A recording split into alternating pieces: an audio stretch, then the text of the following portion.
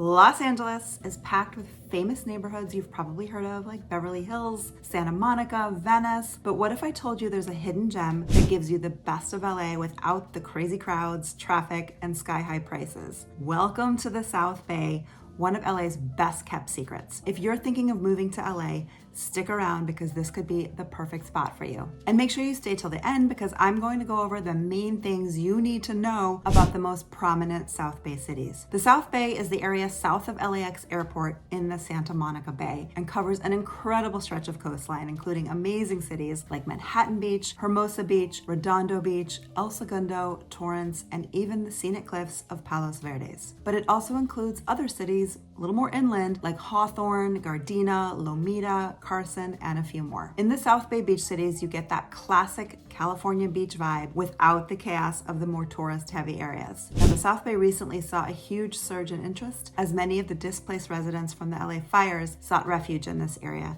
because it's close to the beach with clean air and great schools with plenty of shops, restaurants, and great walkability. Many people from the Palisades say that Manhattan Beach gives off similar vibes, but the Palisades was truly a special place. While no area is completely immune from fires and Mother Nature, the topography in the South Bay is less problematic than some of the more fire-prone areas. One of the best things about the South Bay, the tight-knit community. Whether it's weekly farmers markets, family-friendly festivals, or just catching up with neighbors at the local coffee shop, there's a small town feel but still with big city amenities. We have all the things like Trader Joe's, Costco, Whole Foods, Target, Walmart, and everything you could need, but still offer a ton of locally owned shops, quaint restaurants, and that really helps the area keep its character. If you love the outdoors, the South Bay is a paradise. Surfing, paddleboarding, hiking with ocean views, or just cruising on a bike path that stretches for miles along the coast,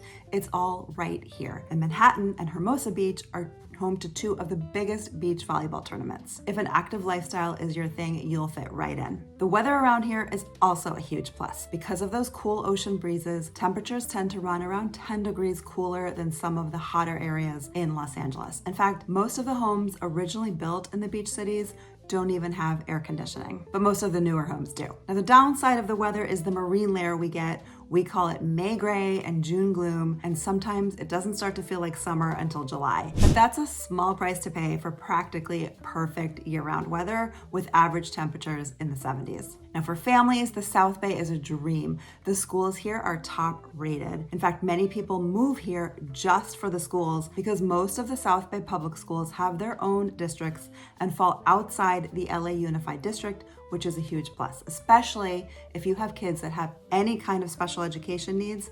And I personally have a lot of experience in that arena. So if you have any questions about that, you definitely want to reach out to me. My contact info is on the screen here. Manhattan Beach, Palos Verdes, and Redondo Beach repeatedly land on top 10 lists for public schools in Southern California. But El Segundo and Torrance also get great scores, and you can do all your own research on niche.com and greatschools.org. Top schools, extraordinary sports programs, great parks, and a strong sense of community make this one of the best places in LA to raise a family. Now, foodies, you're going to love it here too. From fresh seafood and farm-to-table restaurants to laid-back beachside cafes, the South Bay has it all. There are several Michelin-rated restaurants even, including two of my favorites, MB Post and Sushi Inaba. And when the sun goes down, think craft breweries, rooftop bars, and live music, all with that relaxed, beachy vibe. Now, speaking of live music, one of the greatest additions to the South Bay in recent years is the Beach Life Festival. It brings together live music, great food, and a laid-back coastal vibe. Held annually in Redondo Beach, the 3-day festival features a diverse lineup of artists from rock and reggae to indie and folk, all set against the stunning backdrop of the Pacific Ocean. It's the perfect way to experience the local beach culture while enjoying top performances and a vibrant community. So whether you're a music lover, a foodie, or just looking for a fun weekend by the water, Beach Life Festival is a must-attend event in the South Bay. And here's the kicker. Living in the South Bay means you're just a short drive to LAX Airport, Silicon Beach, and even downtown LA. You get the beach lifestyle, but you're still close to everything and less hustle and bustle than the more popular areas in LA. People who live in the South Bay call it a bubble. In fact, we joke what a drag it is every time we have to leave the bubble because it's such an ideal place to live. Okay, so now I have rapid fire. I'm gonna go over what you need to know about each of the South Bay cities in 3, maybe 4 words or less. El Segundo, quaint, industrial, family-friendly. Manhattan Beach, upscale, trendy, vibrant. Hermosa Beach, lively, youthful, surf volleyball town. Redondo Beach, laid back, family-friendly, scenic. Torrance, diverse, suburban, spacious.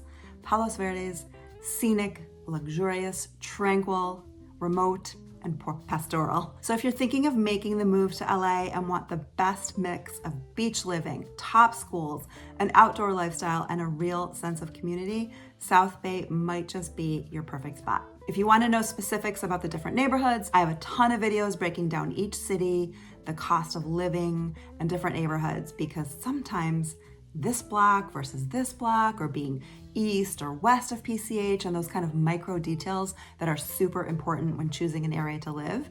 But that's why I'm here. When you reach out, we're going to talk about what's important to you so I can guide you towards the best fit for your wants and needs and budget. But I can't help you if you don't reach out. So hop on my calendar to book in a free consult, or just text me at 310-408-4545 and we'll set something up. Thanks for watching, and I'll see you on the next one.